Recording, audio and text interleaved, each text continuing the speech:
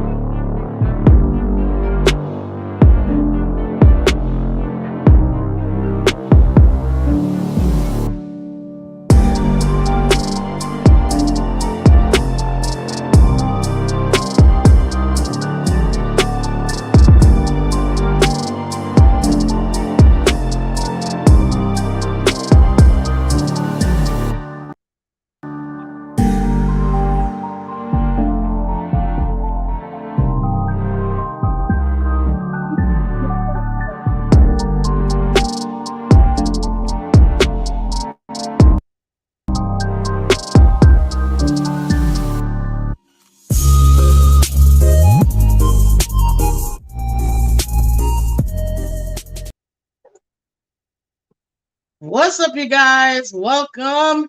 It's Miss Phins. Yes, you know it. Tonight we are here. We are live. We're doing this. I wanted to go ahead and come on here. As you see, every week we're doing it. We're part of the TDPHINSTALK lineup. So definitely want to go ahead and, kind of just have a nice conversation with you, lovely gentlemen and ladies, for sure. Right now, we are going to be talking about a few topics, not just the typical stuff, but also some recaps I want to do for everybody. As far as the general recap that we're going to be doing, you'll see it's going to be based on not just the Dolphins, a little bit of the NFL, just so that we can have that info. And then I want to have a panel, as you can see, with Larry. Loving Larry. He's always giving great content. Um, Time flies. So I want to be able to give us enough time to go ahead and have a awesome panel. So I'm going to go ahead and give you guys a little information and a little recap, if you will. So as far as the NFL, ladies and gentlemen, this has been a very, very, very busy week. I mean, literally for the last, I would say since Monday, it's just been nothing but craziness. So I'm going to run through all the craziness that has happened throughout the entire league, all the transactions, so you know. So starting on Monday, the Patriots got rid of Kyle Van Noy. They cut him. Indianapolis, they placed their tight end, Jack Doyle, into an IR restricted list. Cleveland put Njoku, their tight end. They actually gave him a transitional tag. And if you don't know what the difference is between transitional and a regular franchise tag, we'll talk about it a little later.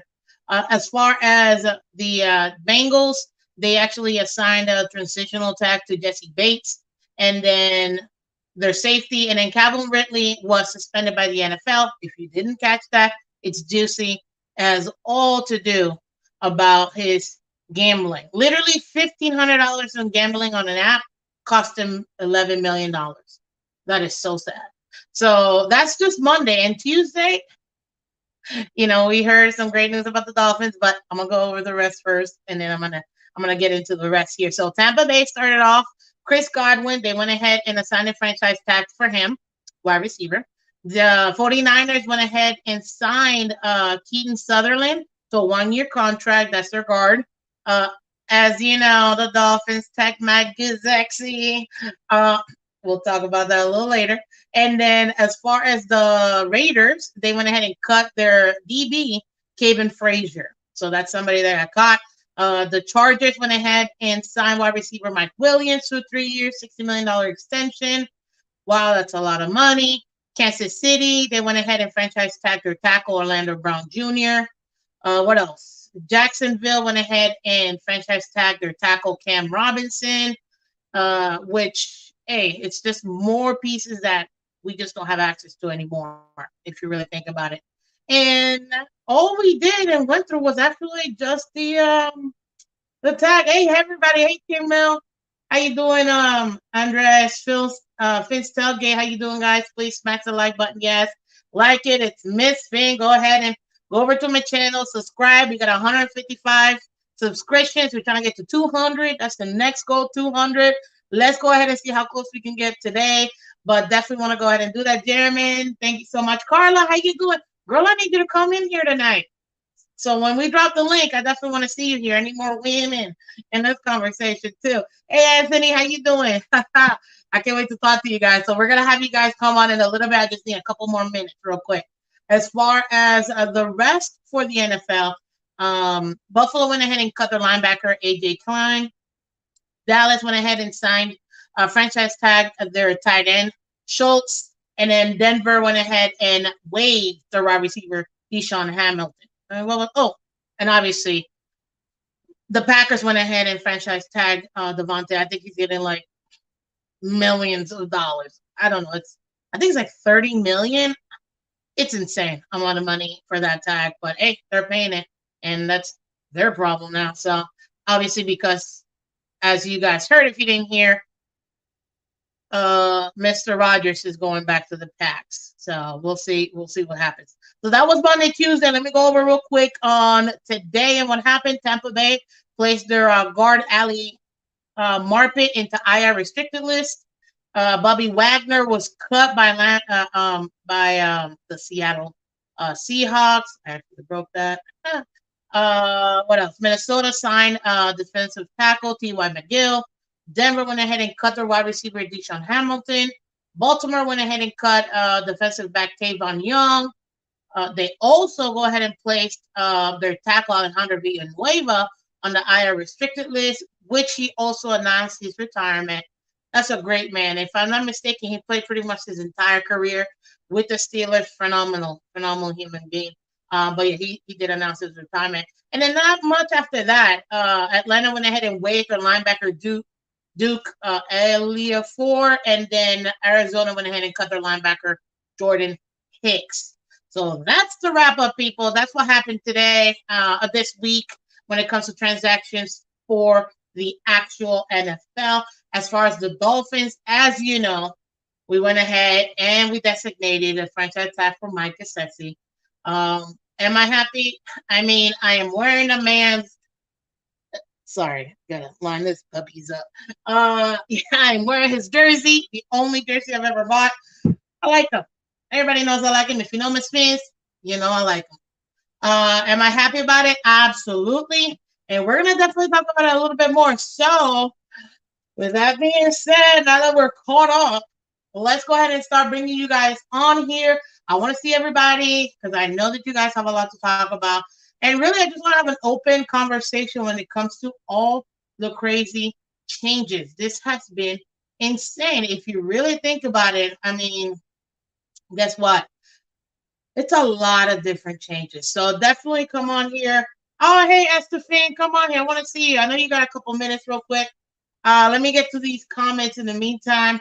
Let's see here. Lance said, who said that NFL players done worse and still playing? X beat the hell out of his girlfriend. I think he's referring to the fact that Calvin Ridley got suspended by the NFL versus, for gambling versus actually having domestic violence. And guess what, Lance? You're not alone. A lot of people are not understanding why the NFL equated that, to be honest with you. I guess maybe because they have all those, what do you call it? They have all those deals right now with the apps and things like that. That's going to be very interesting what they end up doing. As far as the rest of it, I don't get it. I mean, so many guys have done so many things, and yeah, I feel like he's getting more punished over $1,500 than anything else, and he wasn't even playing. That's the part that's crazy. But I mean, hey, it is what it is. Gonzalo, let's see here. Jolie, I understand you don't want to hear this, but honestly, even though we franchise tag Mike, I feel that with him filing for a grievance to change a starter receiver, we might end up trading him. Anthony, why are you trying to break my heart? It's already early in the stream, sir. I'm not understanding this. I'm not understanding this. I mean, at the end of the day, could that happen? Absolutely. I mean, I'm not gonna pretend like we can't. To be honest with you, it hurts. It hurts because it is a possibility. And honestly, knowing Greer, that man has so many things up his sleeve. I mean, you saw what they did with one player, Tunsil. One player. And look at everything that we got for him. I mean, I'm not gonna lie. I think that it's gonna be very interesting trying to see, what he ends up doing. But my theory with that, to be honest with you, look at what happened last week. Mike Gesicki got married this weekend. He's in his honeymoon. He was very happy wearing Miami Dolphins gear. I actually don't think that. I think they let him know ahead of time, to be honest with you. And the reason why, I honestly think they really are going to keep him. I don't think he's going to fight. I know everybody's saying and speculating and pushing that he's going to fight it. He's going to, and you know what? At the end of the day, we won't know until it happens. We really won't know, to be honest with you, because at the end of the day, it is what it is at this point. Hey, Ronnie, how you doing, sir? Definitely, we're dropping the link. I want to definitely have a conversation, sir, you guys. So please go ahead and, like I just said, smash the like button here. Subscribe to TDPHINSTALK. We are doing this lineup over the off season, so I definitely want to go ahead and see you guys. It's going to be phenomenal. And also, too, go to Miss Phins. I broke a lot of news. I broke Mike Gesicki. I broke a lot of different things, and I definitely want to go ahead and make sure that what do you call it? You want to get latest news? Come for it, because that's what I'm here for. I want to be able to get you guys your late news so that we're able to go ahead and keep you informed. And I see I have here Greg Fontaine and Tony. Greg and Tony, thank you so much for joining me. Put you guys off of mute and rip my heart out already, Tony. Just go ahead. No. The reason why I don't mean to break your heart, Jolie, but let's be honest. With the history of Chris Greer, you really think if Gesicki if he gets his grievance heard and approved and switch the franchise tag to receiver, he's going to be asking for 17 to 18 million a year. And honestly, I don't. His production doesn't. For me, his yards and touchdown production doesn't justify that much money, in my honest opinion. And I can see Greer trading him, taking your fandom of Gesicki out of it. Do you agree with me? Being that the history of Chris Greer doing something like that, he might trade Gesicki so he doesn't have to be paying him that one player that much money and stuff like that.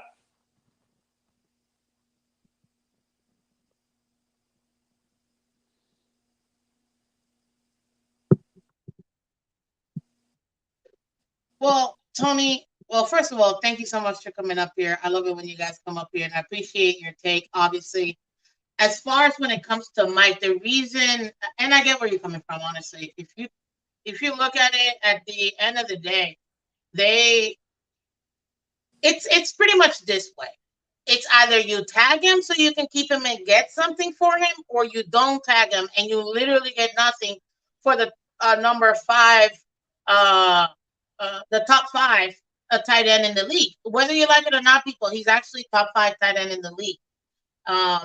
And with that being said, he's obviously not paid top 5 because he's coming off his rookie contract. But with that being said, to get nothing for a top 5 tight end or a top 5 anything in any position is bad business.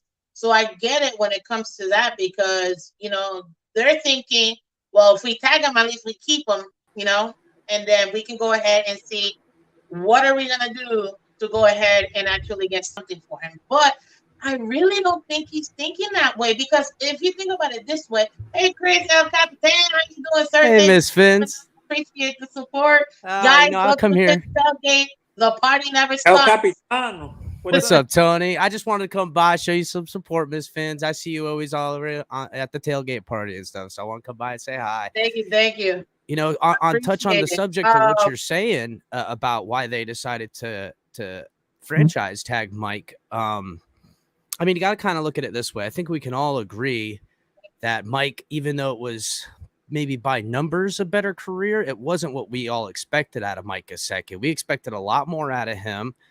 I think we can also agree that he was very underutilized in the offense last year, whether that was inconsistency at quarterback at times or, poor game planning on offense, which I think a little bit of both, probably more towards the game planning on offense, with Mike Gesicki. All these great coaches coming in here, where could they buy for $11 million on a free agent market? Where could they buy the type of pass catching production? And in reality, OJ Howard. OJ Howard. Listen, not as a pass catcher, maybe as a tight end person, yes. And so to me, he'll probably still play more of the same role, Gesicki, as a big slot wide receiver.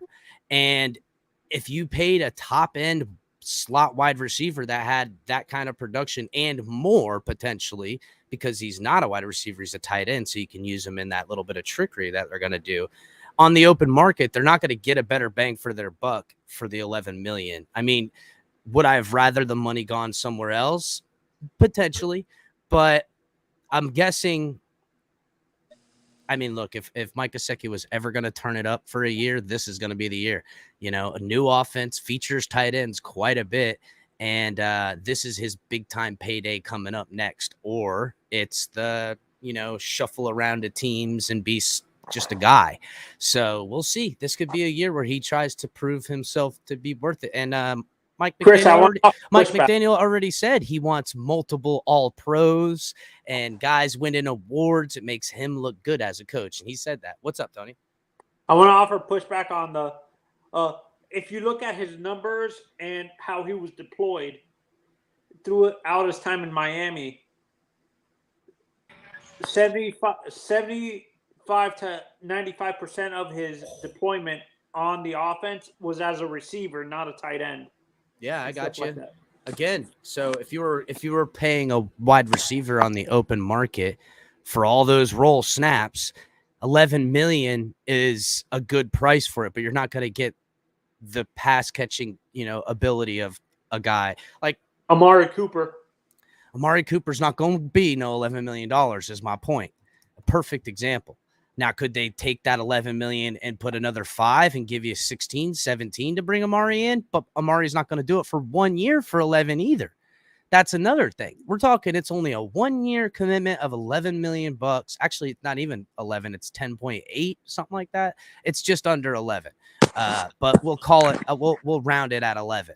But either way, you're not going to be able to purchase what the guy already in the building kind of thing.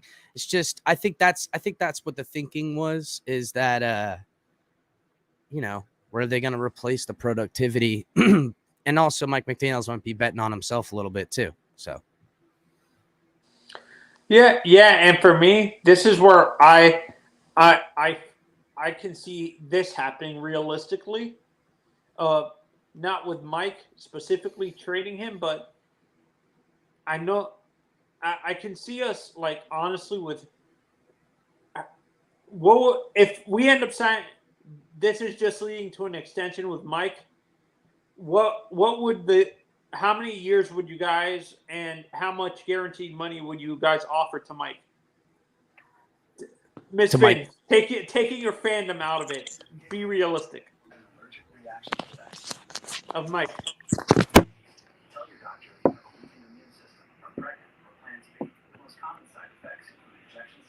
I For me, personally wouldn't have signed him long term, but a 1 year, $11 million shot might be what is exactly done. But go ahead, no, Miss no, Vince. no. That's what I'm saying. What happened if this franchise tag leads to an extension down the road for Mike? Is Well, what if I'm it saying. does, I would imagine it to be for good reasons, right, Miss Finns? If it leads to an extension, it's because of good reasons, not because we're stuck with the guy. I don't think anything changes by them giving him the 5th-year extension. You know, the only thing is we just kicked the can another year down the road and paid him some money. Wait, did we pick up his rookie? He was a Option? second rounder. We didn't have a 5th year. Oh, okay. I wasn't sure if he was a late first round pick. He is a obviously he's a second rounder. Hey Isaac, how you doing? Isaac, please go ahead. Feel free to like, subscribe to TDPHINSTALK. Up on my channel, Miss Fins, to get all the latest news, guys. Hit the like button, please. I do a lot of breaking news, as El Capitan could tell you. I think I broke like 3 things in his show. She did. Please She go did. ahead and Yep. smash the like button. Go over to my channel, Miss Fins. I'm also on Twitter. Come and get me. We have a lot of breaking news at Miss Fins Twitter and ID. So go ahead and come over, guys. Thank you so much for coming on. And if you want to go ahead and chat it up, there's a link. Go ahead and come up here. Yeah, But as far I'm out of as here, Miss Finns. I got some prep work to do. I'll see you. I'll thank stop you, back in. Capitan. See Appreciate you, you. Miss Finns. Bye. Bye bye. So Miss as far as hey Shake Money, how you doing? As far as Gesicki, this is the thing. If you think about it, he is a top 5 tight end. He's a passing tight end. I still don't think he's gonna ask for the money because, like El Capitan said, you can go ahead and thank you so much for the sub. I think, yay. This is the thing. He for 10 million, it's amazing. 10 million is nothing compared to what these guys are getting. And look at the 2 tight ends, Judon and Henry, in the Patriots. They're making 12.5. You know what I mean? 10, 11, it's not that much more. And they're not, they're top 5 paid, but they're not top 5. They're maybe 6, 7, 7, 8, but they're not top 5 like he is, although they're different types of tight ends. So it's they're not my better overall tight ends. He's a weapon, and he's also a playmaker. You don't create playmakers. Playmakers create themselves. And right now he's homegrown. He's actually going to be a veteran. He's going to be able to help out the young core. And to be honest with you, at the end of the day, we don't have, like El Capitan said, to find a really good wide receiver for 10 mil right now. It's not going to happen. Everybody is trying to charge a lot of money. Rightfully so. That's the market. But you're getting somebody that's essentially a giant wide receiver. I'm not going to lie. For 10, 11 million, that's super cheap. So right now, he gets to prove it. He wants to go ahead and ball out. Guess what? Either we give him an extension and give him a lot of money, or another team gets him an extension and give him a lot of money. But at least Mike McDaniel will be able to show that, hey, I gave him a shot. We tried it this 1 year. You know, whether it worked or didn't, it is what it is. And I think it's going to work out for sure. So what up? Hey, Color, welcome to the party, sir. Appreciate you. Tell me what you think right now. How you doing, Miss Fins? I was just saying, I was gonna say, who is that? It's 2 tight ends and a flanker back. All in one right there. I just need somebody to finish up the mashup. Like I gotta blend the colors on right there on his shoulder pads. You know what I mean? Maybe change the colors on the helmet to fit the jersey. You know? With Mike Color, this is an honest opinion I have of Mike. He's good at one thing. I understand that's his elite trait, but for me, in this offense, I think they would prefer an overall tight end who blocks and receives. And Mike has a tendency to avoid blocking, is what scares me about Mike. Well, at this point, Tony, and I'm just going to speak purely statistical because I like the guy too, and I know Miss Fins likes him, you know what I mean? So I'm just going to speak purely statistical, and that doesn't mean that we don't have a place for Gesicki. I'm just saying that when it comes to even receiving, you got, the only thing that makes him the number 1 tight end right now is pure production. Like, yards per season and yards per game. Like he's the main focus when it comes to whenever somebody throws to tight end, receiver, somebody of his physique, whatever he wants to call himself, But if you look at like raw percentages, Smythe is up close to 85%, in catching, and that's something that probably would fall back if he got more targets. I do give it that. I'm just wondering how far back it would fall. But as I've always been on the record as saying, given our current quarterback, we definitely need the extra skill set that Gesicki brings to the table, I believe. So I'm not unhappy with it. I mean, it's cool. He's a good guy, It's one of those things. It's like, I'm really more highly interested to see if McDaniel, like, I'll know pretty soon the way we use Mac Hollins, whether McDaniel has been following me and listening to my my commentary over the last few months, because Mac Hollins, I mean, there it is right there in my avatar, you know what I mean? I literally just took his upper half and put it on Jim Jensen's body. Matter of fact, I didn't do an edit. This is just in OBS. So check this out real quick. This is actually where is it here? Oh, I'm sorry. Let me take it out of studio mode. Okay, so this is actually Jim Jensen, right? Now here's Mac Hollins, full body. Hold on. Oh, wrong one. Check this out. Look at that.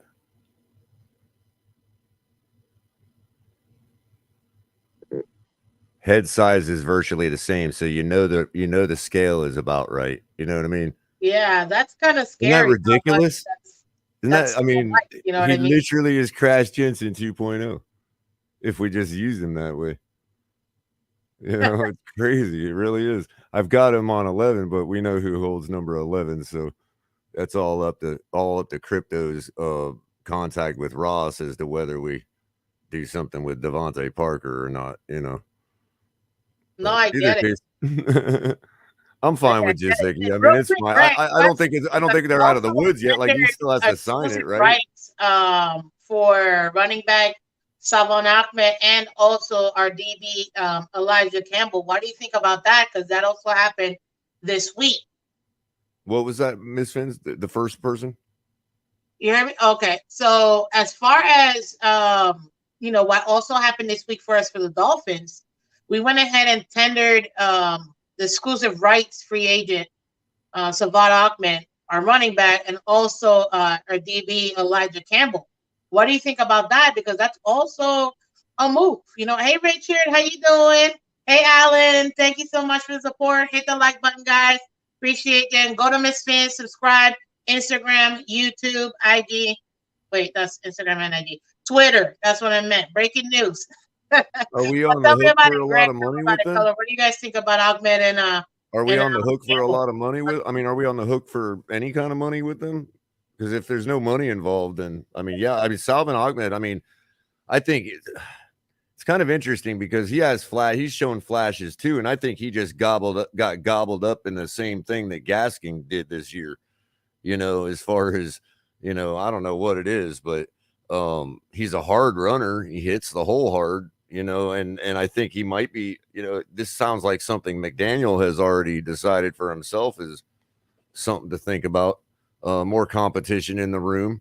And I'm really in favor of, not really going after a high pick running back. But if somebody like the guy from BYU, Tyler what's his name? Algiers, if he's available in the third round, given we have 2 picks, I would snatch somebody like him up because they run the zone blocking scheme out there at BYU. And if you look at the guy's highlights, he looks like a pretty decent baller to me. So, it's so rich in running backs. I don't really look at going high like that. But as far as the DB, you said Elijah Campbell. How much playing? I remember seeing Campbell on the field. How much playing time did he get this year? And one thing that you mentioned too, and actually I'm going over. Hey, S. Brent. He actually made a good point. I'm reading his Hey, Rasta live. Yes, we're live right now. Miss Phins, go ahead and smash the like button. Subscribe to Miss Phins. Subscribe to TDPHINSTALK. If you haven't done so already. Twitter, YouTube, Instagram, Miss Phins, guys. But yeah, Esprint brought up this really interesting thing. He said Hollins, Gesicki, Waddle, sign Cooper, trade for number one. Oh, trade a number one for Tunzel, a number 3 this year, and then a number 4 for Barkley. What do you think? Because I feel like that would be pretty interesting when it comes to our offenses. When it comes to our offense, especially if we keep Hollins, to me, we have to sign it. Like, he's a must sign. Yeah, absolutely. I don't know how they're going to do it. Doesn't really matter. But it's also going to help having Tunsil back, because right then and there, we already know he's good. We drafted him, so it's going to be great. And look at that. Aris G, love from Australia. Hello, how you doing down under? And I am just not in favor of compounding the same mistake that the Giants made by taking Barkley unless we can get him for like a couple $1 million.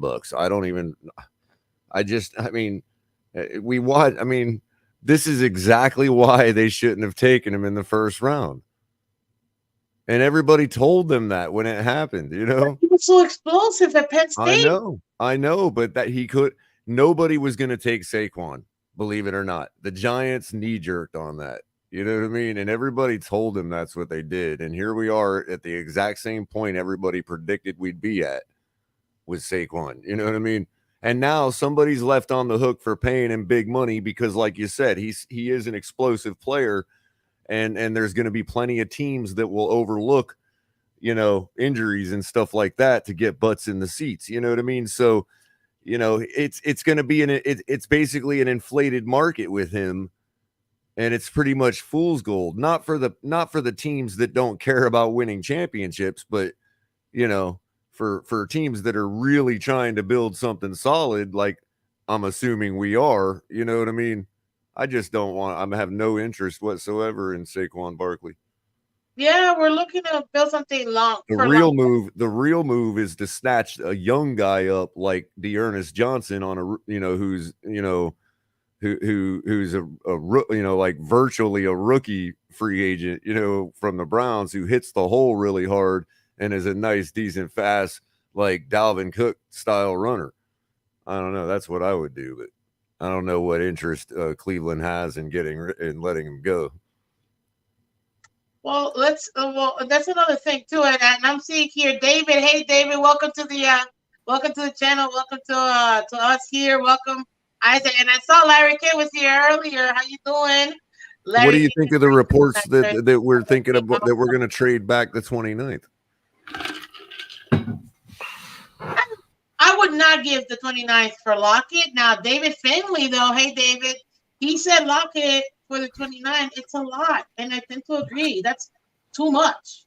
I feel like for Saquon, because he's injured. Hey, TD, welcome to the chat, sir. What's up? I'm good. Just got the babies down. Hey, TD. It's Tony. What's up? Hey, Saquon, sirs. Saquon's. I don't know. I don't want another injured player. That's my issue. That's my issue with him. I know he has skills, but him being injured is an issue for me. We have way too many injured players.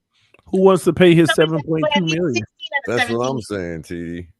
That's a lot of bucks, man. Hey, TD, I want your thoughts on this idea and everybody on the panel. I was thinking about this. I think I asked, you weren't able to answer this on your... That's a bad idea, bro. Huh? No, I'm just playing. Go ahead. Okay. I asked, you weren't able to answer the question in your stream, but I was thinking we should trade Byron for a second-round pick, because realistically, that's what you can get for him. You can get about a third, maybe a fourth, because of his salary. Okay. Then then we trade that pick that we just got for him to Detroit for Okudah, because when I looked at Okudah's tape, it wasn't because of injuries that he had lack of production. It's because of the scheme, because coming out of college, he was a natural man-to-man corner, and they were playing zone and stuff like that. So Miami would be a good thing for him.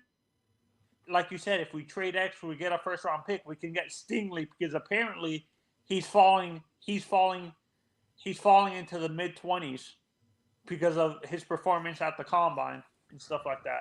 Well, here's the deal. First of all, the Lions plan on keeping him, and second off, he's coming fresh off of a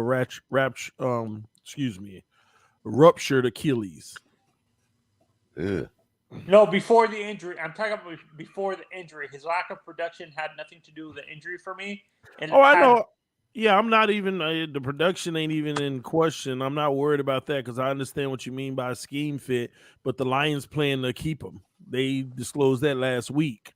But you're also talking about a guy who came fresh off of injury. Okay.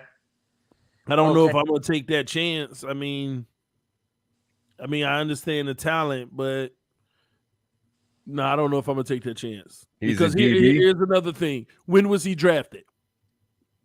He was drafted 2017. First round. We can't keep on. I mean, you can love all your first rounders, but eventually, if they turn out good, you got to pay them all, and you can't pay them all. You can't pay them all. And again, they're gonna keep them. So. Okay. Okay. Then, since the corner position is pretty deep in the draft this year, like I said, I've been reading that scouts are down on Stingley, and they're projecting him to fall into the 20s and stuff like that. If we trade X for a first-round pick, Stingley's basically a younger version of him. He's an intercept ball hawk like X. He's a younger version of X without the injury issues and stuff like that. He's a man-to-man ball hawking corner and stuff like that. Yeah, I'm me personally, I'm not opposed for bringing in somebody for the future and developing them, or letting them start if they really a dog. But again, if I'm trading X, I'm going to get J.C. Jackson. Oh, or no, that's what I'm saying. In your honest opinion, would you have two ball hawking corners or have one like a Byron? If we trade Byron, we already have Noah, and Noah is basically a younger Byron, correct? No, incorrect. What do you mean incorrect? What do you mean he's a younger Byron? Though his playing style is Byron, is what I'm saying. He's not. But his play isn't. Huh? But his play isn't. Yeah, that's exactly the same fallacy that's always made. Somebody's going to be this person because they look like them, but they're not that person. Yeah, his style is like Byron, but he don't play like him.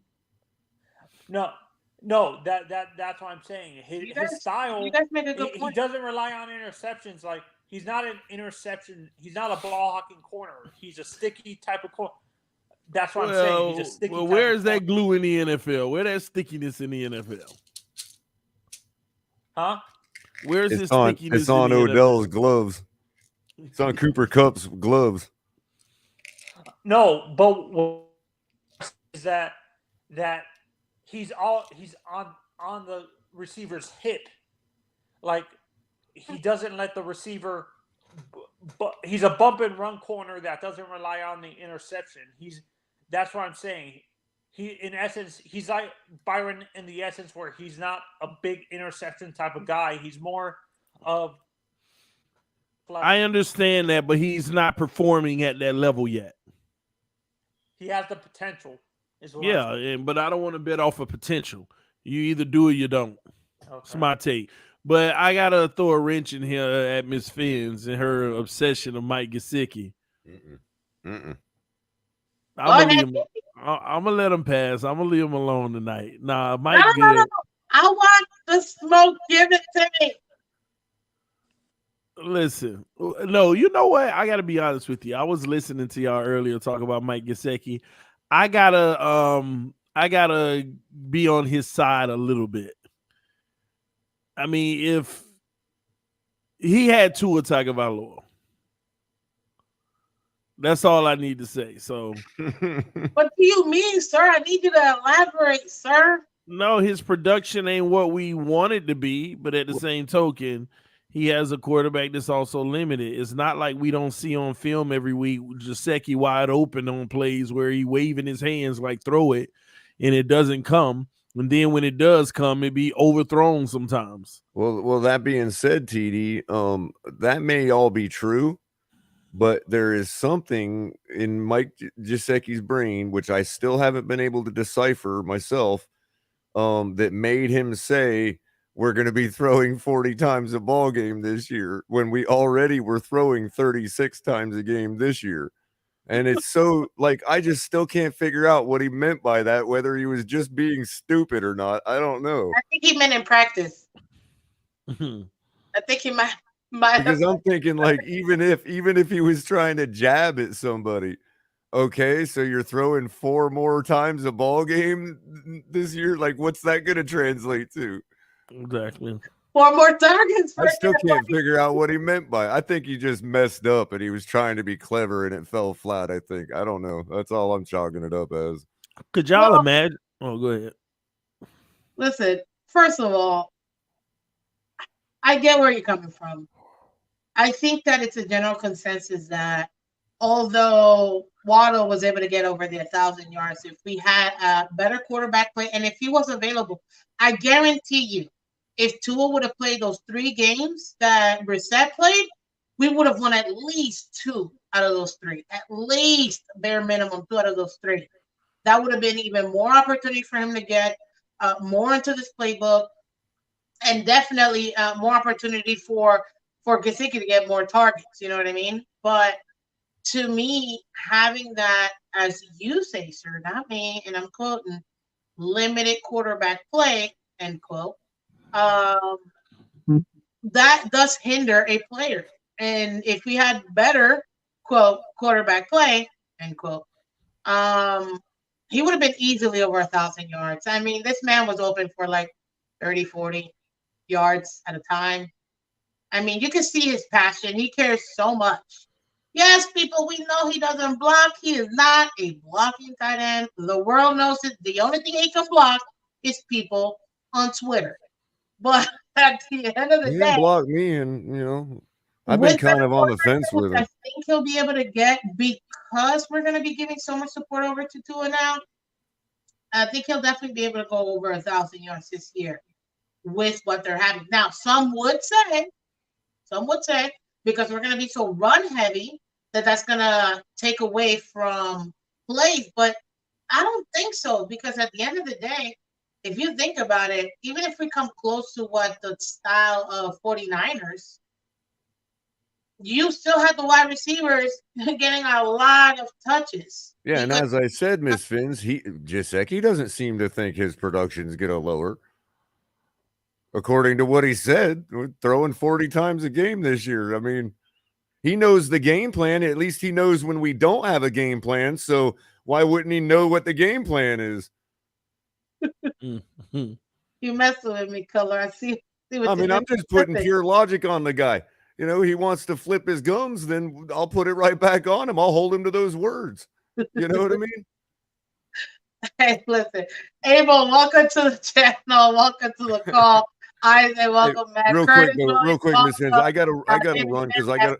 Thank you so much for joining us tonight, Miss Phins at Reset. Real quick, TDPHINSTALK, home of the real Miami Dolphins fans. Go ahead and meet me over there at my channel, Miss Phins, so we can go ahead and get more breaking news, because I'm breaking news left and right all the time, as the guys can tell you, and I love talking about our team. The Dolphins. So definitely go ahead and subscribe, hit the like button. I know TD's dropping the channel link, so go ahead and subscribe to the channel, because we're trying to get to 200. We're at 155, 156. We're trying to get to 200. That's the next goal, so let's go ahead and get close to that.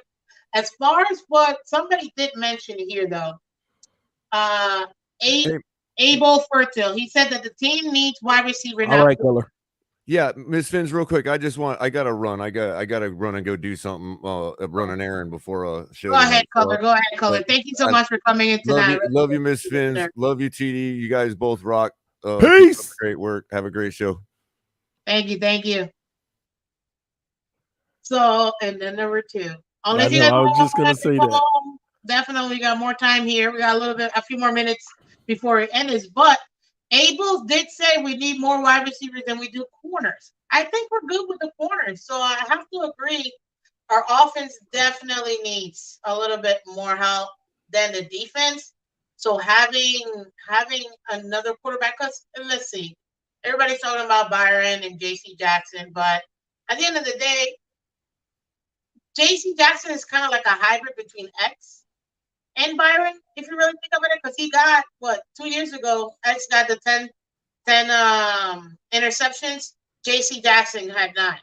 So, and I think he was a rookie, too, that year, if I'm not mistaken. So as far as his type of play, it's going to be phenomenal coming here and with our schemes, especially since we're keeping so much of our defense and our defensive coaching staff. But as far as us needing more corner versus wide receiver, the wide receiver core needs help. We don't have anybody. And I mean, we have Waddle, Lynn Bowden. Is he even signed? To be honest with you, I don't even know. I like our wide receiver core. I think But it's there's only just 2 fine. guys, TD. You got Lynn Bowden, you got Waddle, you just re-signed Gesicki. Go ahead and bring back Mac Hollins. And okay, and you got Parker still. And go get one more guy, and that's it. The wide receiver group is fine. At the end of the day, if we maximize the opportunities last year, we wouldn't be complaining about them at the quarterback position. That's true, but we are where we are when it comes to the quarterback, at least for now. I haven't broke any news that has changed, so I don't see anything else changing. But as far as when it comes to wide receiver, I see what you're saying. I just feel like we need more competition because I mean, go get you one guy. Hurt. But get you one guy. Go get one guy, one good guy. One good guy? I feel like we need 2 just because of you already that'll make 2. That's that one good guy in Waddle. And then you got DVP, you got Mike Gesicki, who plays a position anyway. Then you got Lynn Bowden, where this is supposed to be his coming out party. Then you got Mac Hollins. Okay, I see where you're coming from. That's literally like, I mean, think about it. Right now, you got Lynn Bowden, Mac Hollins, Devontae Parker, Waddle. Gesicki pretty much plays the position. And you go get one more guy that makes 6, and then you maybe another one in the draft for the future.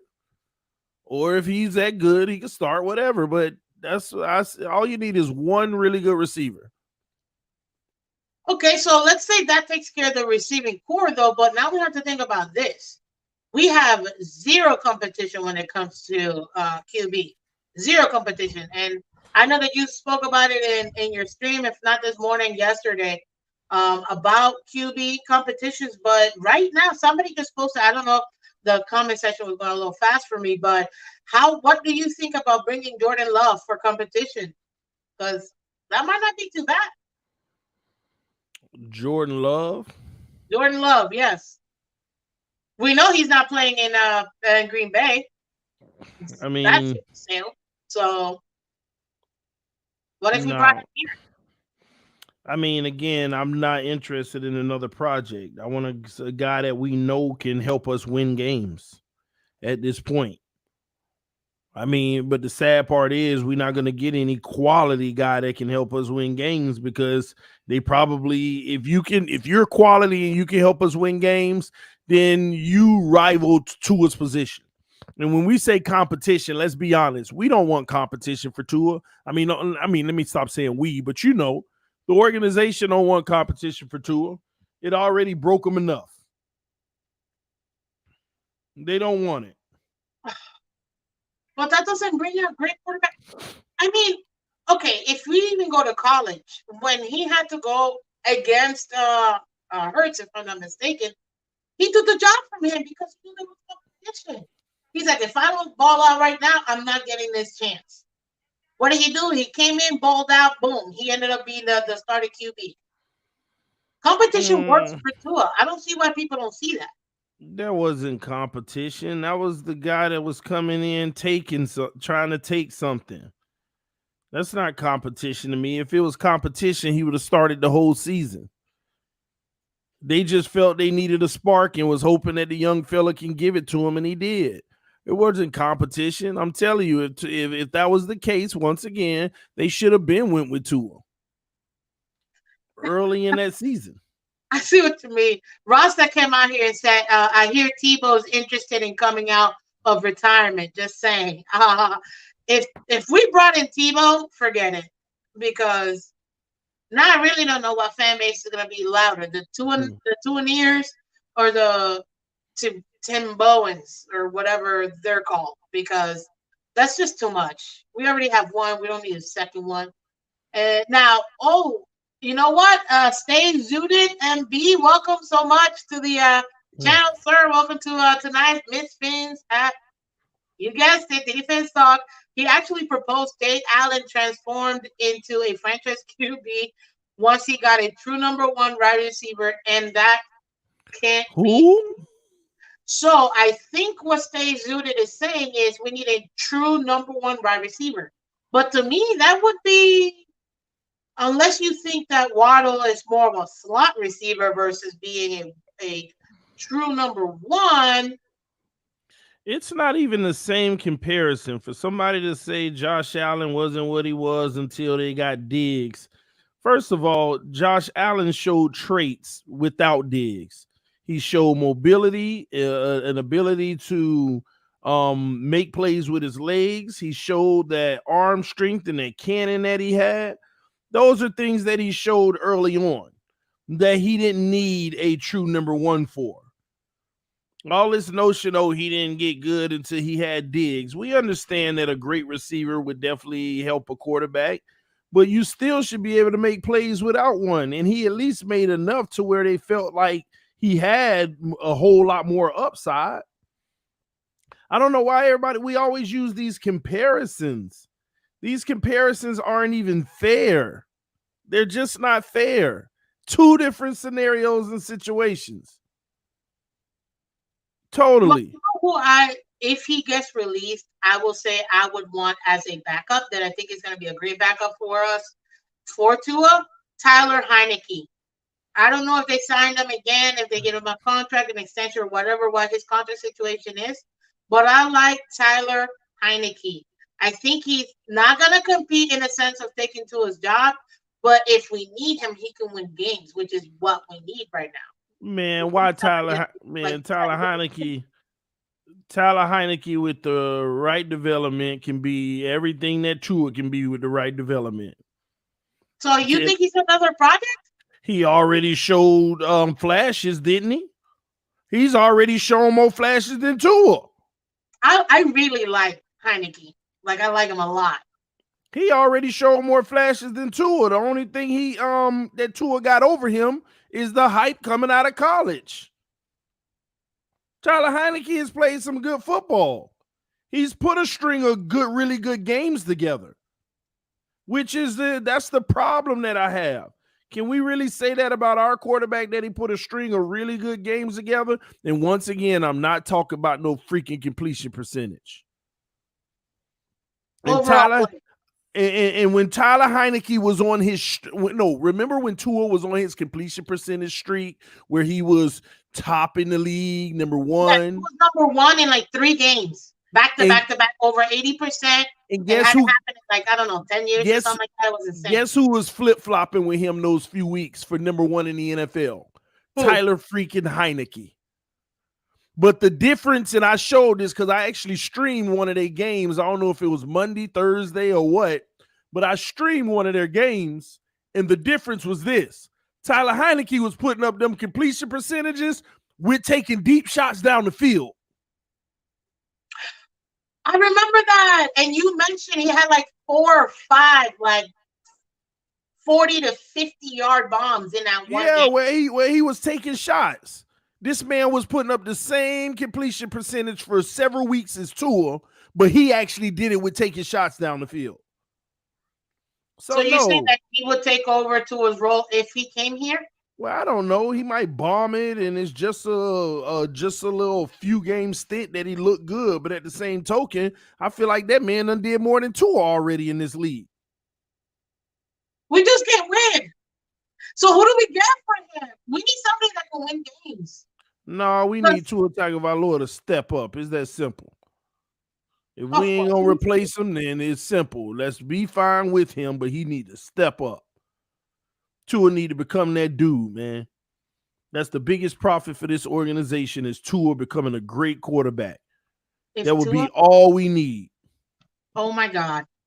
Tua balls out. We will literally be the greatest, not that we aren't already the greatest franchise of all time, but can you imagine tanking for Tua, him getting injured, knowing full well we were never going to get the number one, still get him at 5, take him a couple years to get his bearings, and then come out year 3, balls out, shows the world why he was picked 5th overall. And to think we still have 2 more years of him, because we're definitely picking up his 3rd option. So I think we come out on top.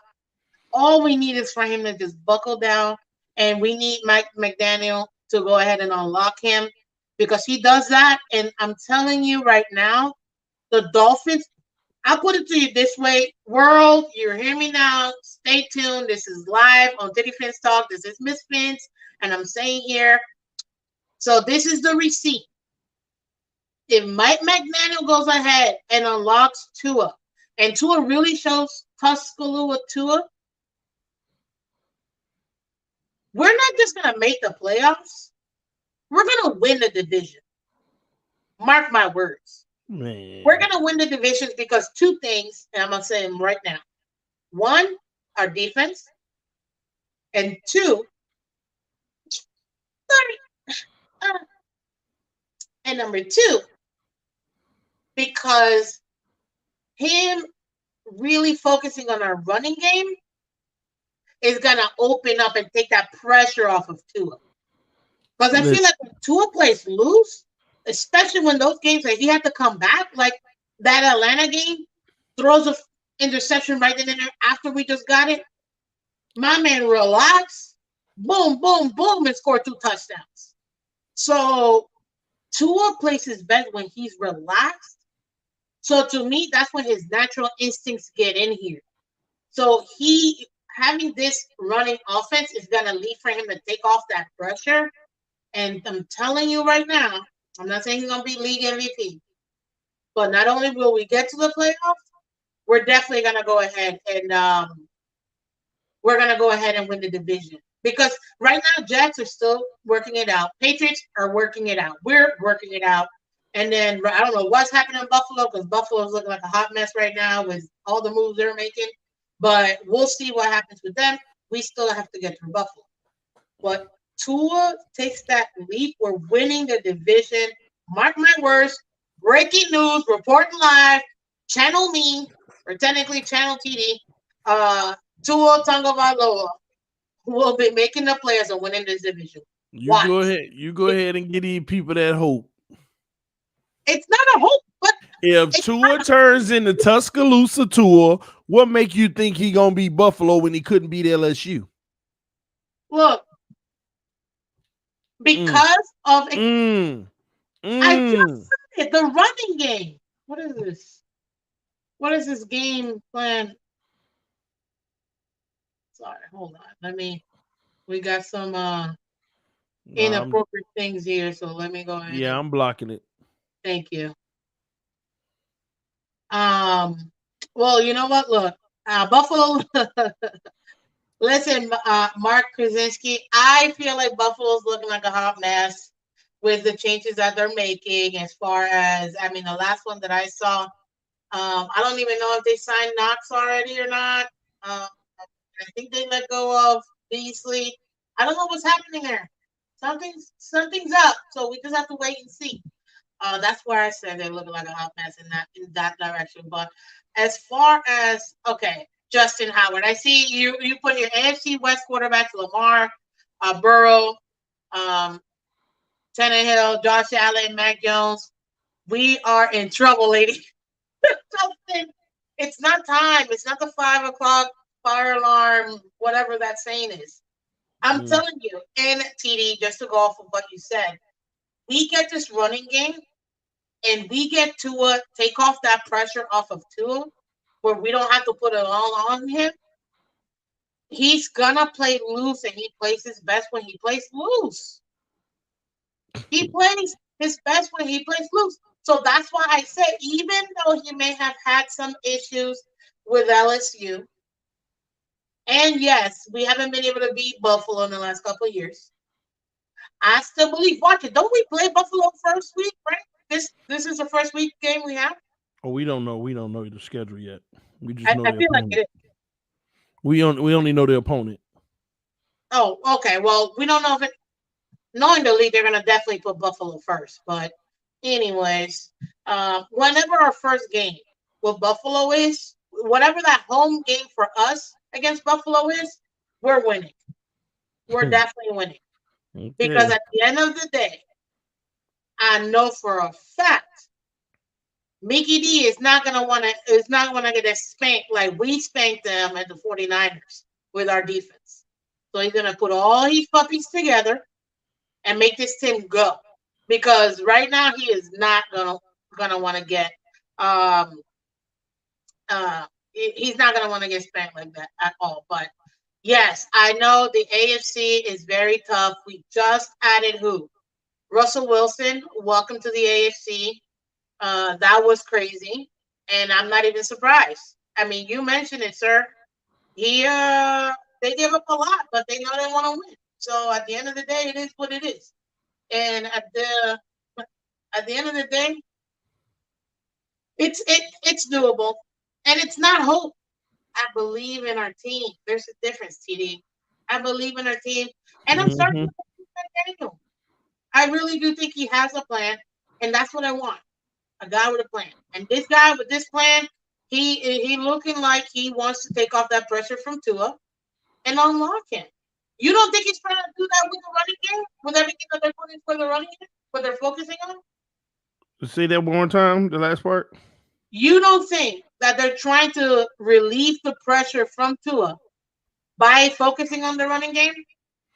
Yeah, that's fine. But yeah, I know that's what they're trying to do, but at the same token, he's still going to be required to perform. What happened in the Super Bowl? I mean, what happened in the last NFC Championship? Yeah, what happened whenever they took that run game away? They had to rely on Jimmy G. Okay. And how did that turn out? You're right. They lost.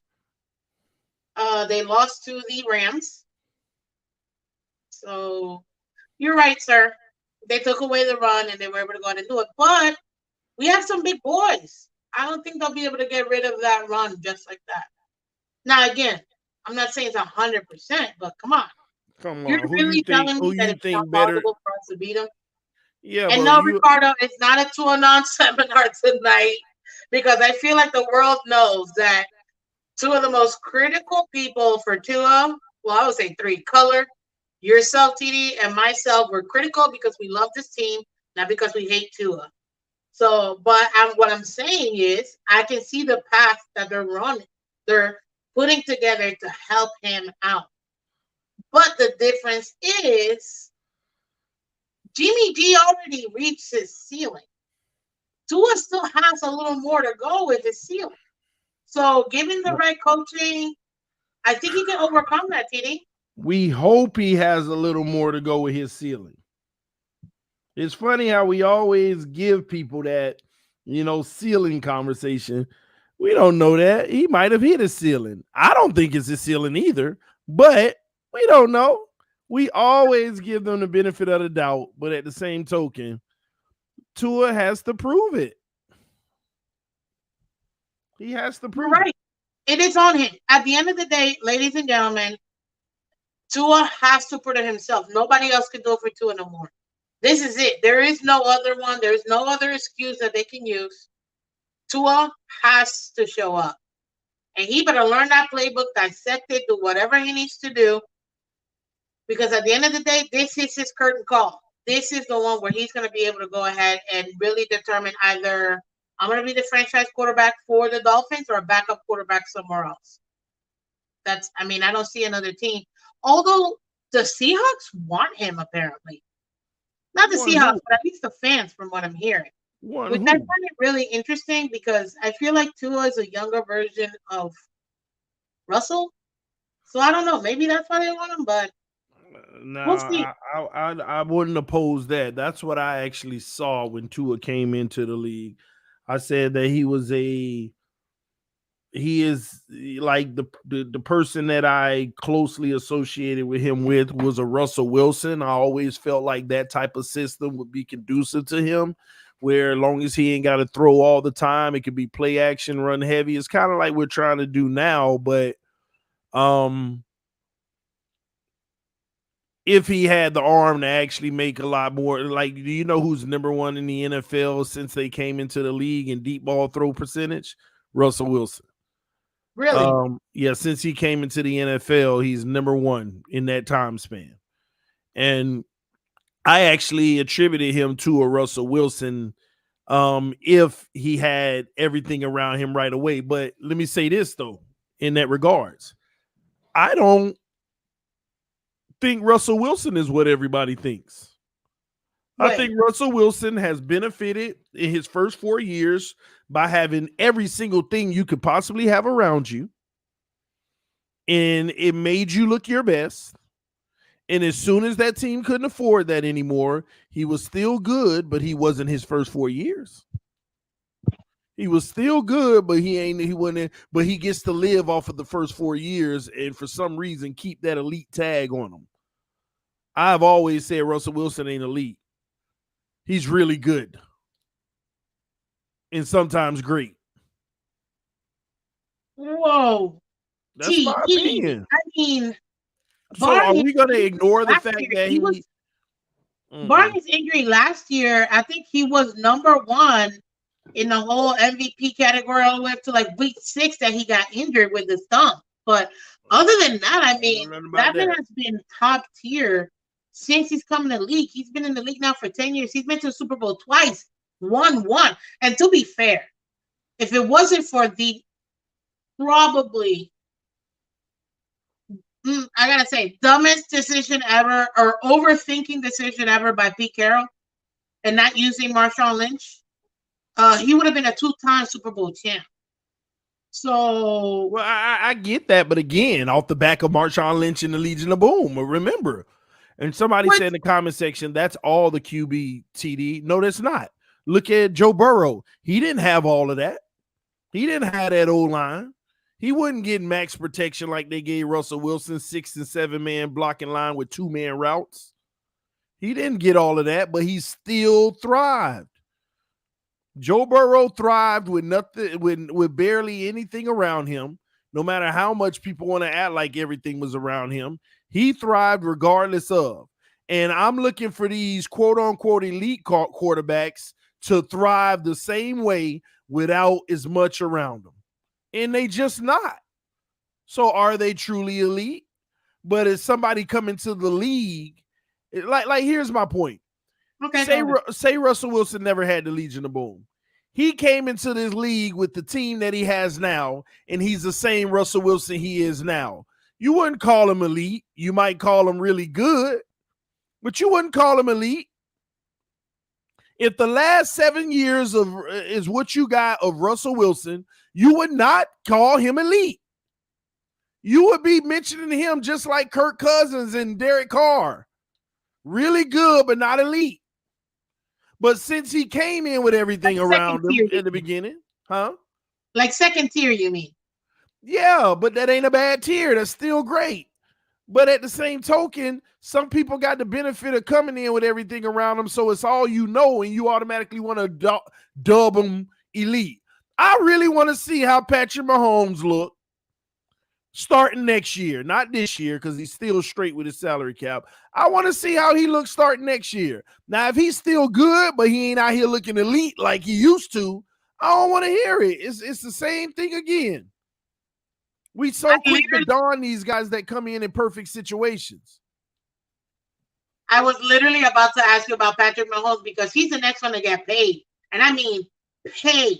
He already Like got paid. $50 million paid. That not next year, but the year before, the year after. He's about to get paid. They're really not going to be able to keep anybody in that team. Yeah, So, I know. I don't know if they're going to be able to keep all those weapons that he has, and they're going to want to see. I want to see if his talent shows on the field. Then, if he can make up for deficiencies on the team, then I want to see. I want to see how it looks then. We get caught up into this too much, man, and it's ridiculous. It's like, come on, man. Like, let me put it like this: the year that the Chiefs won the Super Bowl, I'm starting to feel like Joe Burrow, freaking Herbert. Guys like that could have won a Super Bowl with that team. What about Herbert? But that's what I just said. Oh, guys like that might have been able to win a Super Bowl with that team. You know, so that's why I'm like, man. Watson in that. He would have won. Yeah, we so quick to just say elite. It's not many elite quarterbacks. And just because in their rookie contract they may look like it, that don't make them elite. With everything around them looking good. You got a great run game. You got great receivers. You got a great O-line giving you all the time in the world. So you look at your highest efficiency. First of all, that ain't realistic in the NFL. The only reason it's been realistic for a lot of these guys is because of the way that the CBA structured the rookie contracts, where you can't break the team. But as soon as you break the team, where did all that eliteness go?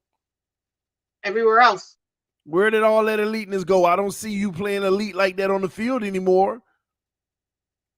Yeah, because he has no support, and that's the issue. And so let me see if I'm getting this right, because from what you're saying, it sounds like right now, if Tua is like a junior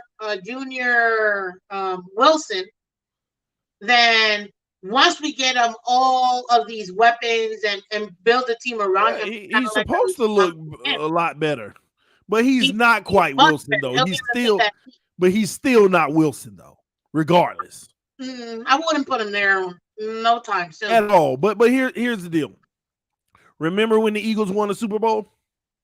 Oh God, yes. In that short stretch, didn't Nick Foles look elite? That team backups could have been starters. They loaded that team so much, but Nick Foles freaking looked elite. Anybody who remember that season, Nick Foles was out there looking elite. And I don't care that if you don't like him and you know that he ain't elite, just judge that season. He looked elite. Well, wasn't it enough to get him a big deal right after it? Oh, he got a major deal and then a deal after that. Like, exactly, but it was a product of the team around him. It didn't mean that he was actually that good. They just made life easier. So I look for the quarterback who ain't got life easier that's still doing it. Still balling out. What's that? Like Heineke. See, but that's the thing. A guy like Tyler Heineke, imagine you putting him on a great team. You see what I mean? You don't know what you're going to get. You might get the Dak Prescott play. I mean, the reason why I say that, nobody thought Dak Prescott was going to be that either, right? Look at where they drafted him. But he came into a best O-line in the league with a great run game in the league with a few receiving weapons. And a good defense. And a good defense and a tight end. And bam. Dropping 45 a game. People got this game messed up, man. We anoint people too fast and then write people off that maybe shouldn't be written off. It's a lot of these average or above average quarterbacks. Like, you got to look at the guys that's above average. They're not great. They're not really good. They just above average. But on a trash team, they might actually be really good if you put stuff around them. I know right now from your standings, Tua is not really he's average, if I'm not mistaken. Right? You have him average or below average, or like just below average? I ain't got him below average. I got him just right at average, man, because I see the intangibles to where he can break out and lift that. So with this change in our team, then he should go to above average, if I'm not mistaken. Average. Tua should go to good, which is a step over above average. I got my levels go average, above average, then good. Okay. Then the next tier is really good, great, and elite. And I think he could take two with a great team around him. He should be able to take 2 notches up to the good part. But guess what? Guess who operates at the good? Guys like Jimmy G. Everything around them, they're good. It's just Jimmy G breaks the mold where he's good, but sometimes he just gets over to really good. Never great and never elite. But he's either good or really good. You can win with really good, but you can't win it all with good. That's my tiers. No, because if you really think about it, and I feel like with this team, if he was good, we could at least compete to maybe the second round. Who? I'm not talking about playoffs. Yeah, you can make the playoffs. You can make the playoffs with an average quarterback. Ben Roethlisberger was average this year. Did Pittsburgh make the playoffs? Yes. Okay, you can make the playoffs. See, that's the difference. Everybody out here talking about playoffs. I ain't talking about playoffs. I'm talking about getting up there feeling like you got a chance to win it all. Well, I get it. I mean, the goal is to be a Super Bowl. But one thing, and look, I'm reading the comment section. Mark K said, what of next year, Ms. Phins, if Tua in year 4 or Tua after 3 sub seasons? I'm assuming he's saying, do we keep Tua if he only has 3 sub seasons? Mark, I don't know if you've heard this before, but Tua's not staying year 4, in my opinion, if he doesn't ball out this year. I mean, we have 2 number 1 picks next year, and I think that we would probably use those 2 to go ahead and move up in the draft. And according to the experts, it sounds like that's going to be a really good quarterback draft, or we can trade those 2 first and get a really quality veteran guy. So Tua's, I don't want to say he's one and done, but essentially he's one and done. If he doesn't get it done this year, he's out of here. And unless we ain't got no other option. Unless we don't have any more options. That is true. Because look at these contracts that are coming out with these QBs making the changes. They're not like 2-year contracts. These are like 3-4 year contracts. So they're locking these QBs down for a while, which means that's going to be a long time before we can get one of these veterans. That's an issue because at the end of the day, we may be having to stay with him through a 4th year, but I don't foresee us passing that 4th year. And maybe you don't need a veteran though. Maybe this year, if you're gonna go with Tua, draft one of these good, promising prospects that you don't know if they're gonna turn out, but they might. Draft one and let them compete and play behind Tua.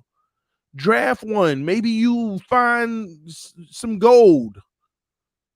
Honestly, I like to think that's probably going to be our best case scenario because these veterans are being taken left and right.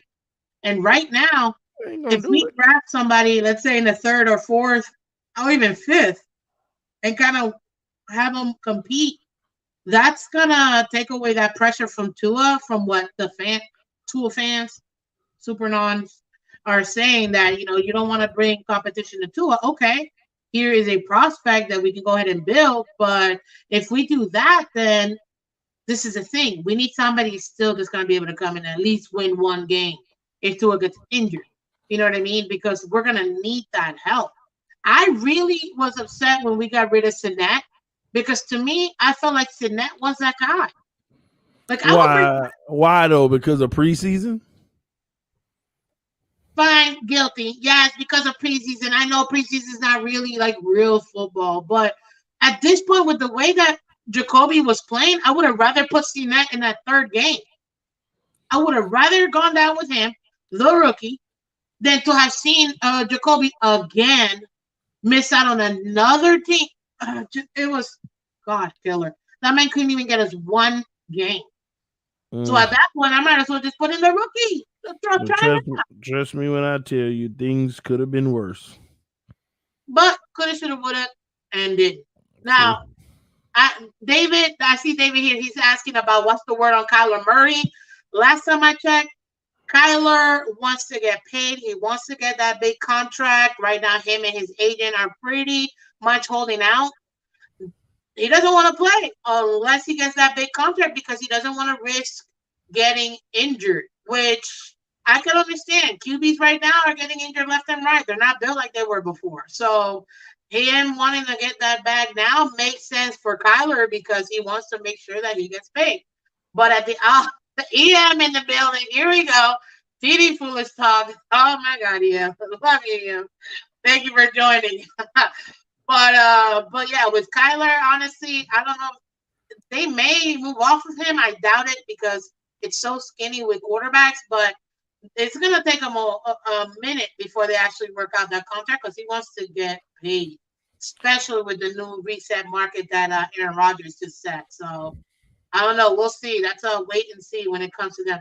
And Andrew, I know you're lying when you say Brissett won 2 games for us this year. So I'm not even gonna entertain that one because he definitely didn't win that one game. So let's not do that to ourselves. But honestly, no, I think he might be talking about when Tua hurt his finger or something like that. Okay, really? When Tua came in afterwards and finished out the game, really? You're gonna talk about that rap? If you're really gonna talk about that Ravens game, he won a quarter in that case.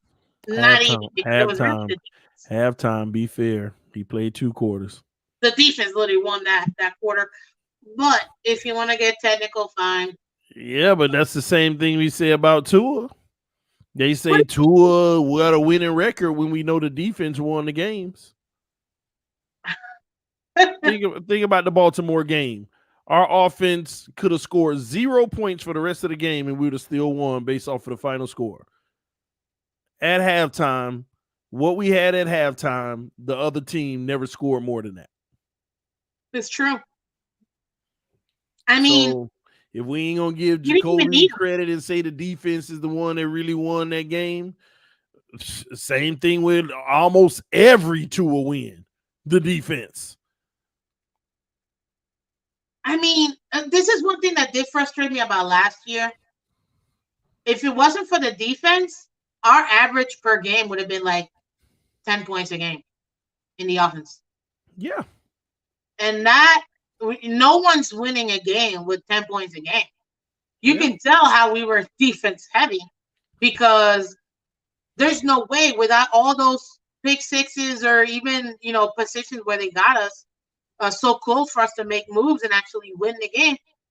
There's no way we could have won even half of the games. Let's just to be generous. Half of the games that we won if it wasn't for the defense, because at the end of the day, they actually scored 1-2 times. Like it's just, it's honestly, it is a bit frustrating. Look, Andreas came in. Oh, look at that. Okay, he wants to go ahead and say that it was 6-3 when Tua came in, stopped the shenanigans. Sir, Andreas, I love you. But yeah, I think that you actually are proving our point. It was defense, or in this case, it was the kicker that got it. So that's it is what it is at this point. But I don't know what was the final score of that game. Yep. Hey, Captain, how you doing? Welcome, sir. Hey, David. Hey, David. Listen. Right now, we're talking about the team. Let me reset real quick. This is Miss Phins at TDPHINSTALK, home of the real Miami Dolphins fans. We're just talking about the Dolphins, the team we love. Please go ahead and smash the like button here so that TD can get some love.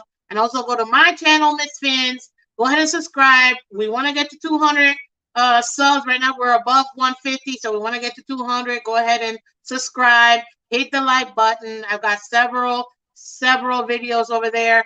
I'm also breaking news left and right. You can ask the boys, they know. So definitely go ahead and reach out on Instagram, YouTube, and also YouTube. Wait, I said YouTube already. Instagram, YouTube, and Twitter. I'm breaking news left and right. So please go ahead, like, subscribe, because we want to build from the ground up, guys. this, different perspective, because obviously we don't have a lot of representation of women out here. And right now, it is what it is. And I have my opinion.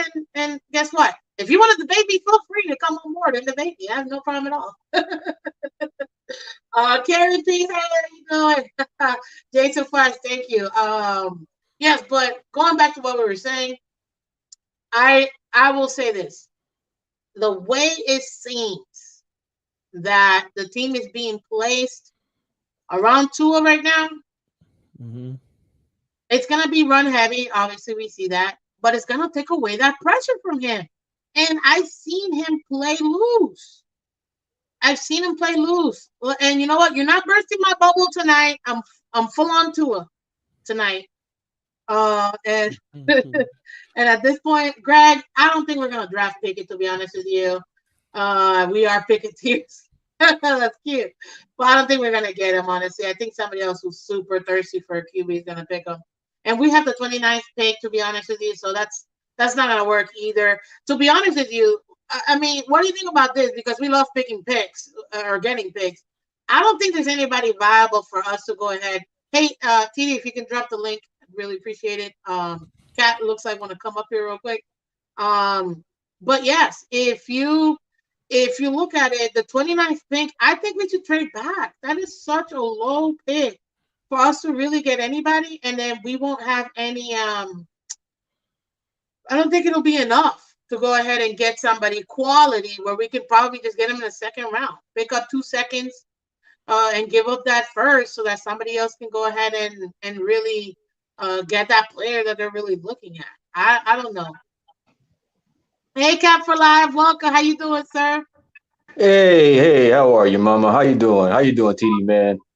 What's up? Good. Excited. We're here talking. We're having some fun here. Miss Phins. Yeah, I hear a lot. Overtime. So, and I mean, what is it that's the topic on hand? I like to know what I'm dissecting here. Listen, sir, we're dissecting. Well, I just got into the whole draft situation. Hey, Trouble P, how you doing? Welcome. As far as the actual picks, the 29th pick, I think we should trade back. I don't see why we would keep that pick. We'd rather trade back and not have to pay as high of a player. I don't think that there's anybody really that we can get that's going to make a huge difference that we can't get in the second round. And that's really where I'm at right now. I mean, if you're seeing it like that, I mean, if you are seeing it like that, me and Trouble P were talking about this earlier too. It's a situation where this draft, we're not talking about a lot of premier top tier guys besides the receivers in the first round. So to play with that type of tactic of moving down, I mean, crap. I've always said get proven players, man. But it comes to the point now where the proven players from here in free agency, and if we're afraid to make some type of commitment with certain players via trade, I mean, you have no choice but to spend the money. I get that, but man, I mean, if you really had the chance to do something with the 29th pick to get like some type of middle linebacker and he wasn't there, I mean, would you entertain the thought of trying to move that first pick plus some capital for next year to try to get a proven receiver as opposed to getting a project receiver that we're going to probably end up tuning up and then getting rid of anyway? Well, I personally don't think that this is my thing. Right now, where we're at, the way that the team is set up, we have a lot of young guys. And the thing is, because we have so many young guys, we need some sort of leadership. I think we went in the right direction. Obviously, it's wait and see when it comes to the coaching staff. It looks like it's going to be coaching by committee. But now I feel like we really do need to get some veterans in here. I need a veteran center. I need a veteran right tackle, especially if we're keeping Tua. And I would love to see a veteran middle linebacker. I would love to see a veteran inside linebacker. You know what I mean? We need some veterans just to mix in to really bring up these younger guys. And I think that's going to make a huge difference. And we'll be able to take a next step forward and better and get that extra win or two to make it into a player. What do you think, Trouble P?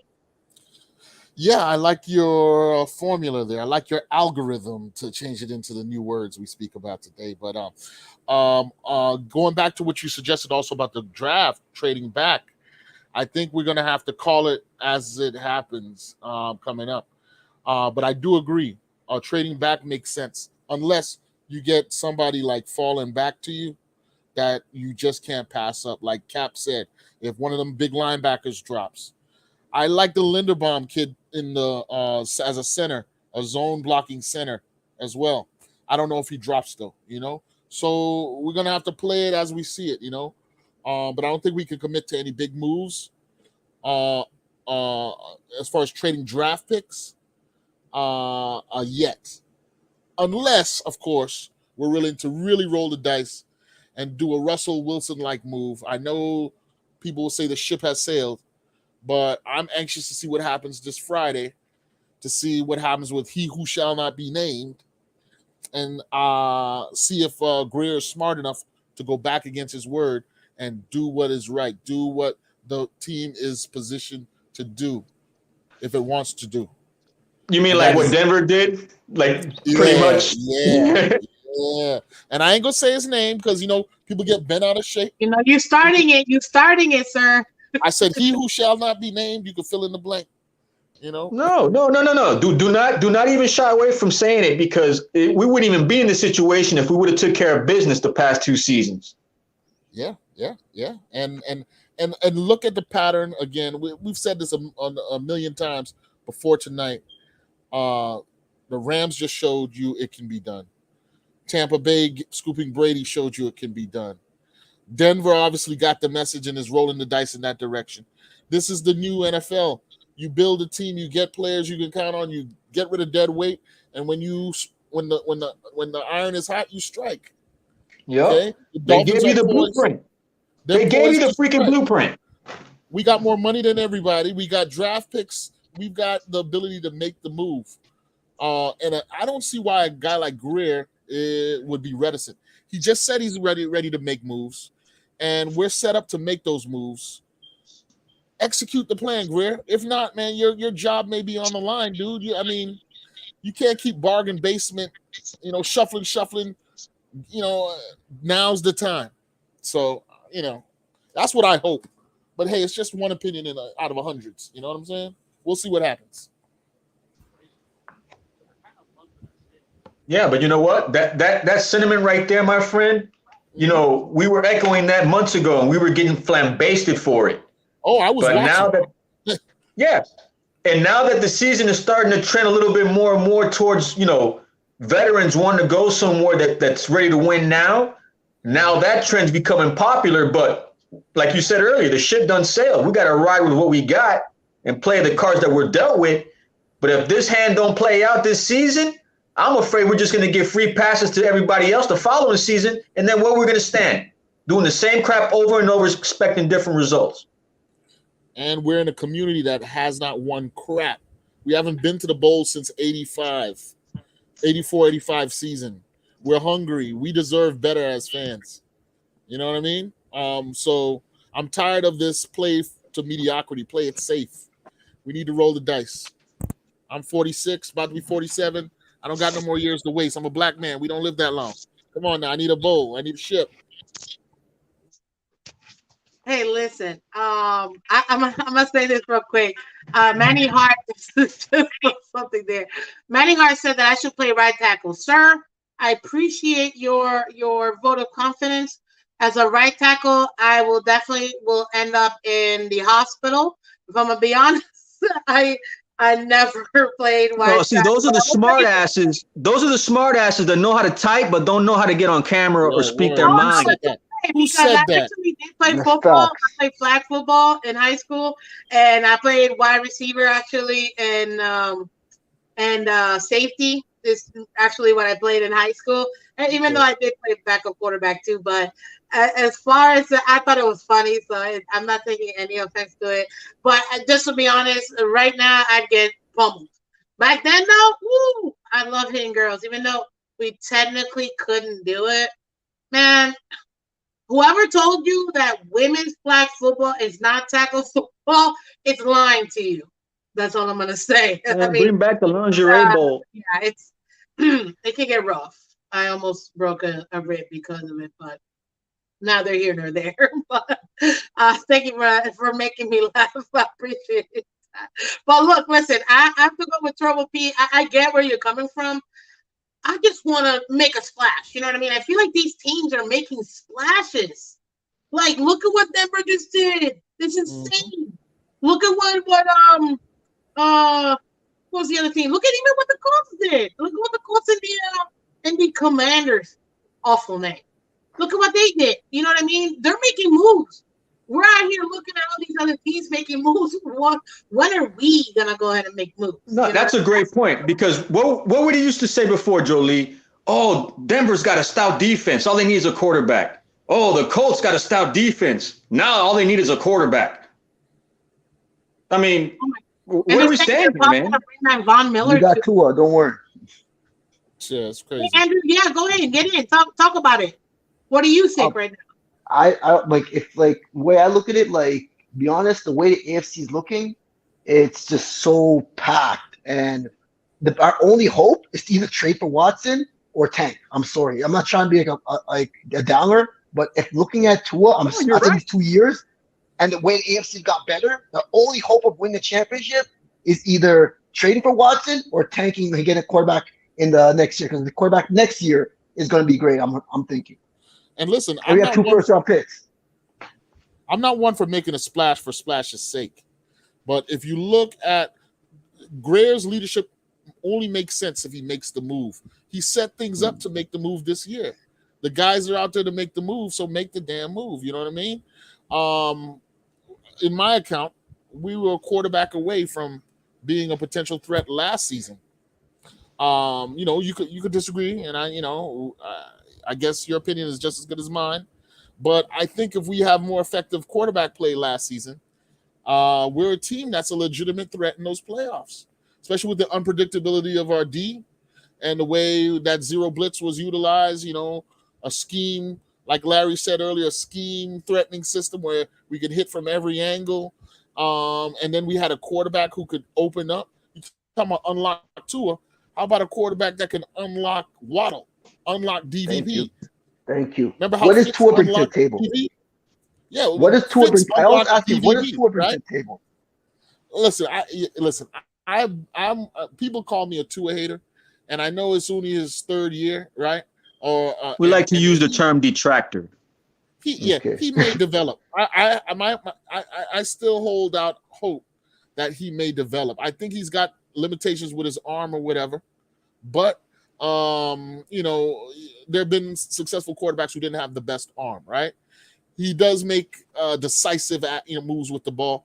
It's just that he's inaccurate when he attempts to go anything past 9 yards, which is a bad sign for any NFL quarterback, right? Or even any college quarterback, any high school quarterback, if you can't throw past 9 yards. So I agree with you to some extent, Andrew, but at this point, what can we do? Like I said, I think the hardest thing for us to do is find a backup quarterback that's not going to beat out Tua. And there's not a lot of those in the league, that a backup quarterback that's not going to beat out Tua. And that's our biggest problem this year. So we're going to have to get somebody really bad that can't beat him out, so he can look good, give him a chance. Or it's going to be, trust me, it's going to be, if you think about it, who in the league cannot have an equal chance of beating out Tua this year? Name one quarterback. Yeah. It's going to be hard. For me, that's a legitimate appraisal based on what we've seen on the field. Anybody who's looking at his play on the field cannot disagree with you. Yeah, but unfortunately, with everything that's been said the past 2 seasons, all the hype about, this is the year. This is the year that he, develops, which we're hoping and praying that he does. Don't get it twisted, man. The guys on this team, and I support everything that goes on with this team moving forward.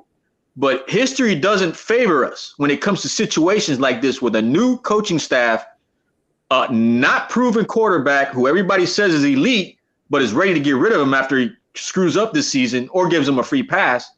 I mean, it's not a recipe for success, man. And it's just something that, I don't want to be the guy that just, this guy's negative. You know what? I'm not being negative. I'm just being realistic, man. The AFC is getting better. Yeah. It's getting better, and the only thing we're getting better at is more controversy. Yeah. And so you prove me different with the free agent market this season, because at the end of the day, it's not only Tua's butt that's supposed to produce this upcoming season, but Chris Grier can't be pushing back draft picks anymore. This is the season to do what he needs to do. And unfortunately, it comes with and it comes with controversy. It sucks.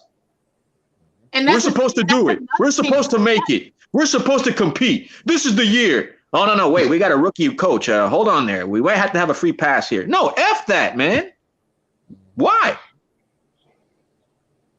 No, I get it. Settle down your expectations. Come on. Really? If you think about it too, that's another thing. I kind of forgot about it because it's been over a month. It's been a month now. But we don't know what's going to happen with this whole Ross situation either. You know what I mean? Right now, the league is still doing their investigation and blah, blah, blah. But we really don't know what's going to happen. I'm not trying to lose draft picks either. So if I got to use them or lose them, I'd rather use them than lose them. And right now, it could be that we may have to lose some draft picks because of, depending on what they find out or however they want to justify what may or may not have happened. That's a good point. You know, we're somehow, Very good point. because it's our luck, the league doesn't like the Dolphins. Let's be honest. We all know this. We get zero airtime. We never get talked about in the national media. And when we do get talked about, it's about how bad we're doing something, which is so frustrating. We get zero love. And right now with Ross, that just made it so much worse. And because of that, I'd rather just go all out. You know what I mean? I mean, I'm not trying to go all out like the Rams did, and only because, I mean, that's a lot. You know what I mean? And the thing is, they also got Stafford. So I can understand doing that when you got that kind of a veteran quarterback. Right now, we still have a developing quarterback. So I wouldn't go that all out because our quarterback is still developing. I wouldn't want to go that heavy like the Rams did, but I still want to put pieces around him. But it's up to him. Nobody can give Tua no more excuses. Sir, it's your third year. At the end of the day, it's either you're going to take this bull, you're going to ride this dolphin all the way through the ocean, and you're going to make things happen, or you're going to find yourself being either the starting quarterback or backup quarterback or another team. I mean, TD said it a little earlier. The only thing I can see that might actually get him to stay another season besides this one, if he plays mediocre, is if there's literally no other option. And it's like, well, we might as well stick to his development. But even that it's going to be Tannehill 2.0. And I'm not trying to, like Sharif or Crypto have said, the 7-year plan. I'm not down for another. Nah, bro. Oh, no, God. what do you think, Trouble? Like, or Andrew? Well, sorry, go ahead. Okay. I was saying, like, the thing that like drives me crazy about Tua and like his fans is that they complain so much about the offensive line, but most of Tua's overthrows, underthrows, or interceptions come when he has time in the pocket. What is the offensive line going to do about that? You can get him a superstar. If you have time in the pocket, you still throw interceptions. What can the offensive line do? Like, I know they're not great. They're rookies. Get me, the most are young. But when he has time in the pocket, his interceptions come, underthrows, overthrows. Why? So if we get him the best O-lineman, how that can change that? If we get him the best wide receiver, the best O-lineman, how that can change that? And I get that. You know what? Give me your final predictions. My prediction this year, I think what best will go is maybe 8-8. No, sorry, 8-9 or 9-8. That's what I'm thinking. We're gonna go 8 and 9. That's the best we'll go. The worst we'll do is like I said, maybe 4 wins if Tua plays the whole season. But 8 and 9, if something crazy happens, maybe we'll be in the middle. Maybe that's to say maybe. It's probably a slim chance, but that's the best I can give us is 9-8 or 8-9. Well, I get. All right, thanks. It's a new head coach, new system, so we have to. Thank you so much. Thank you so much for coming through. And Miss Phins, please like and subscribe. Go to Miss Phins' channel, and I really do appreciate it. I'm breaking news on my Twitter or on YouTube. We have a lot of great channels. But thank you so much for coming on tonight. Thanks for having me. Thanks for having me. Awesome. So right now, just to close out, guys, you see the link. You see we're at 160 subscribers. Thank you so much for everybody that came through. Cap, Color, Andrew, Trouble, all of you guys that came. Gary, I know Anthony. Thank you so much, guys, for coming. You guys were amazing. As far as the as far as everything else, honestly, I really do appreciate you guys. And right now, we're building Miss Phins from the bottom to the top, and this is with you guys. So thank you so much for another installment of Miss Phins at TDPHINSTALK, home of the real Miami Dolphins. Go ahead, like and subscribe. We want to get to 200 subscriptions. Follow me on Instagram. Follow me on YouTube. Follow me on what's the other one? Twitter. I always forget about Twitter. For your breaking news and updated information. And we're building this together. And I appreciate having all of you guys here for another installment of Miss Phins. Thank you guys. Have a great night. Bye-bye.